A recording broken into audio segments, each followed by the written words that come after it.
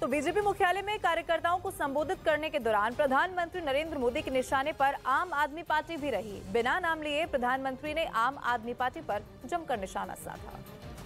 PM Modi ने कहा कि कुछ लोग कट्टर की पहचान में लगे हुए हैं, वो बेईमानी भी कट्टरता से करते हैं। कट्टर लोग कहते हैं मर जा मोदी, वो कहते हैं मर जा मोदी। देश कह रहे हैं मत जा मोदी, मत। नतीजों की बात करें तो त्रिपुरा में बीजेपी, नागालैंड में बीजेपी गठबंधन, तो वहीं मेघालय में त्रिशंकु विधानसभा बनी है। हरियाणा के पंचकुला में ई टेंडरिंग के विरोध में प्रदर्शन करने वाले सरपंचों पर पुलिस ने एफआईआर दर्ज कर ली। एक दिन पहले प्रदर्शनकारियों ने सीएम खट्टर के घर की तरफ कूच कर दिया था और पुलिस के रोकने पर उन्होंने उनकी लगाई गई बैरिकेडिंग को ही तोड़ दिया था, जिस पर कार्रवाई करते हुए पुलिस ने उन पर कई धाराओं में मामला दर्ज कर लिया। पुलिस के मुताबिक उनके लगातार समझाने पर भी उन प्रदर्शनकारियों ने मुख्यमंत्री के घर की तरफ कूच कर दिया था। उस दौरान धक्का मुक्की भी की गई, जिसमें 25 पुलिस वाले घायल हो गए थे। त्रिपुरा में एक बार फिर कमल खिला और माणिक साहा के फिर से राज्य का सीएम बनने का रास्ता साफ हो गया। 2018 में बीजेपी ने लेफ्ट के इस 25 साल पुराने किले को गिरा दिया था और जीत हासिल की थी, और 2023 में भी ये सिलसिला जारी रहा और त्रिपुरा में एक बार फिर बीजेपी सबसे बड़ी पार्टी बन गई। माणिक साहा की सरकार बनने का रास्ता साफ होते ही अगरतला में बीजेपी दफ्तर में जश्न शुरू हो गया।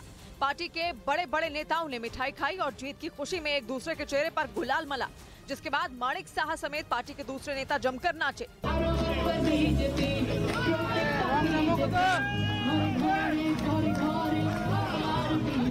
त्रिपुरा में बीजेपी की सत्ता वापसी की सबसे बड़ी वजह प्रधानमंत्री को माना जा रहा है। खुद माणिक साहा ने उन्हें जीत की खुशखबरी मिलते ही बधाई दी। प्रधानमंत्री नरेंद्र मोदी जी, उनको मैं बधाई देना चाहता हूं, उनको धन्यवाद देना चाहता हूं। इस बार चुनाव में बीजेपी ने त्रिपुरा में डबल इंजन की सरकार के काम को जनता के सामने पेश किया और प्रधानमंत्री सबसे बड़ा फैक्टर बन गए, क्योंकि उन्होंने चुनाव प्रचार में पूरी ताकत झोंकी। पीएम ने एक दिन में 2-2 रैलियां की और बीजेपी के त्रिपुरा की 60 में 33 सीटें जीतने की सबसे बड़ी वजह बन गए। बीजेपी की जीत की एक बड़ी वजह लेफ्ट और कांग्रेस का गठबंधन फेल होना भी माना गया, क्योंकि कांग्रेस ने 60 में जिन 13 सीटों पर अपने उम्मीदवार उतारे, उनमें केवल 3 ही जीत पाए। लेफ्ट की हालत तो और ज्यादा खराब हो गई, क्योंकि उसके राज्य की जिन 46 सीटों पर उम्मीदवार उतारे, उनमें केवल 11 पर ही गठबंधन जीता और 2018 की तुलना में लेफ्ट को 4 सीटों का नुकसान हुआ। यानी सियासी दुश्मनी के बावजूद लेफ्ट और कांग्रेस के मिलकर चुनाव लड़ने की ट्रिक फेल हो गई, और उन्होंने जिन मंसूबों के साथ गठबंधन किया था उन पर पानी फिर गया, क्योंकि उनके साथ मिलकर चुनाव लड़ने से उनकी सीटें बीजेपी से आधी रह गईं और बीजेपी को फायदा हो गया। उसके फायदे की एक और वजह टीएमसी और टिपरा मोथा पार्टी भी बने, क्योंकि माना जा रहा है कि इन दोनों पार्टियों ने लेफ्ट और कांग्रेस के गठबंधन को नुकसान पहुंचाया और उनके वोट काटे। यानी बीजेपी के विरोधियों ने बीजेपी के नहीं बल्कि आपस में ही एक दूसरे के वोट काटे।